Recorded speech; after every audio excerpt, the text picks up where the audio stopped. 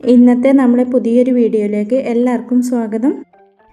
ഇന്ന് പച്ചരി കൊണ്ട് വളരെ സിമ്പിളായിട്ട് ചെയ്തെടുക്കാൻ പറ്റിയ ഒരു സ്നാക്കായിട്ടോ അല്ലാന്നുണ്ടെങ്കിൽ ബ്രേക്ക്ഫാസ്റ്റിനൊക്കെ കറികളൊന്നും കൂട്ടാതെ കഴിക്കാൻ പറ്റിയ ഒരു ഐറ്റമാണ്. അപ്പോൾ വീഡിയോയിലേക്ക് കിടക്കുന്നതിന് മുന്നേ ചാനൽ സബ്സ്ക്രൈബ് ചെയ്യാത്ത കൂട്ടുകാരെല്ലാം ഒന്ന് സബ്സ്ക്രൈബ് ചെയ്ത് സപ്പോർട്ട് ചെയ്യണേ. എന്നാൽ ശരി, നമുക്ക് വീഡിയോ കണ്ടു നോക്കാം. അപ്പോൾ ഇത് ഉണ്ടാക്കിയെടുക്കാൻ വേണ്ടി നമുക്ക് ആദ്യം തന്നെ 250 കപ്പിന് 1 കപ്പ് പച്ചരിയാണ് ഞാൻ ഇവിടെ എടുത്തിട്ടുള്ളത്. ഇനി ഇത് നമുക്ക് 3-4 പ്രാവശ്യം നന്നായിട്ട് കഴുകിയെടുക്കണം.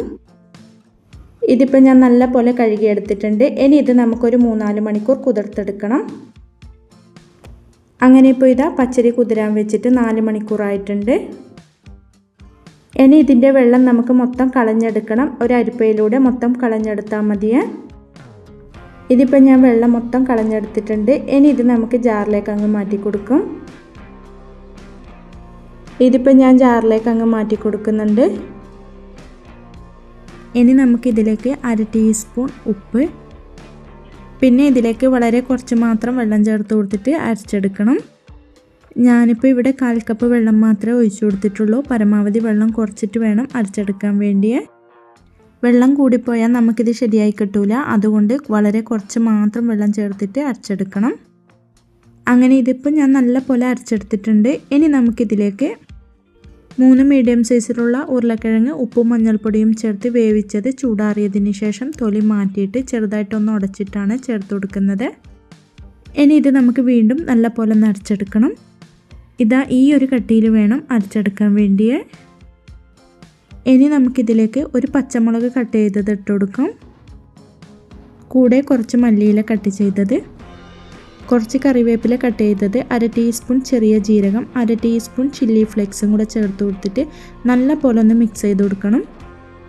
ഞാൻ ഉരുളക്കിഴങ്ങ് വേവിക്കുമ്പോൾ ഉപ്പ് ചേർത്തത് കൊണ്ടാണ് അരി അരച്ചെടുക്കുമ്പം 1/2 ടീസ്പൂൺ മാത്രം ചേർത്ത് കൊടുത്തിട്ടുള്ളത്. നിങ്ങൾക്ക് ഉപ്പ് ആവശ്യമുണ്ടെങ്കിൽ ഈ സമയത്ത് ചേർത്ത് കൊടുക്കാം. ഇതുപോലെ ഒരു 3-4 മിനിറ്റ് നന്നായിട്ടൊന്ന് മിക്സ് ചെയ്ത് കൊടുക്കണം. കൈ വെച്ചിട്ട് തന്നെ നല്ലപോലെ ഒന്ന് മിക്സ് ചെയ്ത് കൊടുത്താലും മതി. അങ്ങനെ ഇതിപ്പം ഞാൻ നല്ല പോലെ അങ്ങ് മിക്സ് ചെയ്തെടുത്തിട്ടുണ്ട്. ഇനി ഇത് നമുക്ക് ഇതുപോലെ ഒരു സ്പൂൺ കൊണ്ട് കുറേശ്ശെ എടുത്തിട്ട് നല്ല പോലെ ചൂടായ എണ്ണയിലേക്ക് അങ്ങ് ഇട്ട് കൊടുക്കണം.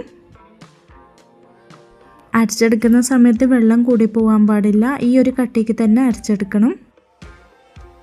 ഫ്ലെയിം ഈ സമയത്ത് മീഡിയം ടു ഹൈ ഫ്ലെയിമിൽ തന്നെയാണ് വെച്ച് കൊടുത്തിട്ടുള്ളത്. ഇതുപോലെ തിരിച്ചും മറിച്ചും ഇട്ട് കൊടുത്തിട്ട് നമുക്ക് ഫ്രൈ ചെയ്തെടുക്കാവുന്നതാണ്.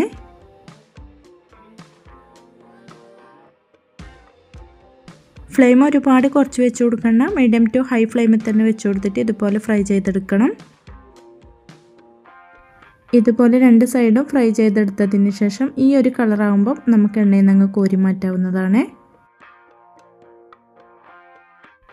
ബാക്കിയുള്ളതും നമുക്ക് ഇതുപോലെ തന്നെ അങ്ങ് ഫ്രൈ ചെയ്തെടുക്കണം.